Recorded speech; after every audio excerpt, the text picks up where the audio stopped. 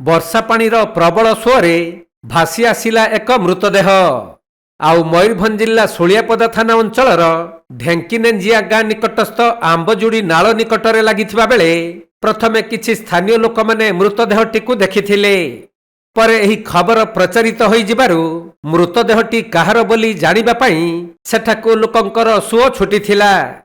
ସ୍ଥାନୀୟ ଲୋକମାନେ ମୃତଦେହଟିକୁ ପାଣିରୁ ଉଦ୍ଧାର କରିବା ପରେ ତାଙ୍କ ପରିଚୟ କେହି ବି ଜାଣିପାରିନଥିଲେ। ମୋ ନାଁ ହେଉଛି ଚନ୍ଦନ ଧାଉଣ୍ଡି। ଏ ଯୋଉ ଆଜି ଗାଁ ଆପଣଙ୍କ ଗାଁଟା ଗାଁ ହେଉଛି ଆମର ଢେଙ୍କିନେଞ୍ଜିଆ।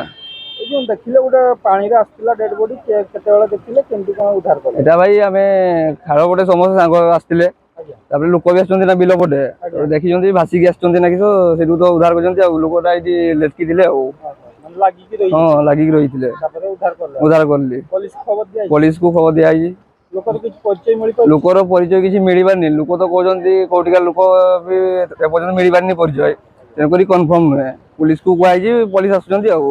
ତେବେ ଏକ ଅଜଣା ମୃତଦେହ ଉଦ୍ଧାର କରାଯାଇଥିବା ସମ୍ପର୍କରେ ସ୍ଥାନୀୟ ଲୋକମାନେ ଶୁଳିଆପଦା ଥାନାକୁ ଖବର ଦେବା ପରେ ପୁଲିସ ଏବଂ ଅଗ୍ନିଶମ ବାହିନୀ ଘଟଣାସ୍ଥଳରେ ପହଞ୍ଚି ମୃତଦେହକୁ ଜବତ କରି ଘଟଣାର ତଦନ୍ତ ଆରମ୍ଭ କରିଛନ୍ତି। ହେଲେ ମୃତ ବ୍ୟକ୍ତିଙ୍କ ପରିଚୟ ସ୍ପଷ୍ଟ ହୋଇପାରିନଥିବା ବେଳେ ହୁଏତ ମୃତ ବ୍ୟକ୍ତି ଜଣକ ମୁଣ୍ଡରୀ ମାଧପୁର ଅଞ୍ଚଳର ହୋଇଥାଇପାରନ୍ତି ବୋଲି ସ୍ଥାନୀୟ ଲୋକମାନେ ସନ୍ଦେହ କରିଛନ୍ତି। ଏପଟେ ମୃତ ବ୍ୟକ୍ତି ଜଣକ କେଉଁଠାରୁ ପାଣିରେ ଭାସି ଆସିଲେ ବା କେବେଠାରୁ ନିଖୋଜ ଥିଲେ ଏବଂ ତାଙ୍କର ମୃତ୍ୟୁ କିପରି ହେଲା ସେ ନେଇ ଶୁଳିଆପଦା ଥାନା ପୁଲିସ ଅନୁସନ୍ଧାନ ଚଳାଇଛି। ତେବେ ତଦନ୍ତ ପରେ ହିଁ ଘଟଣାର ପ୍ରକୃତ କାରଣ ଓ ମୃତକଙ୍କ ପରିଚୟ ସ୍ପଷ୍ଟ ହୋଇପାରିବ।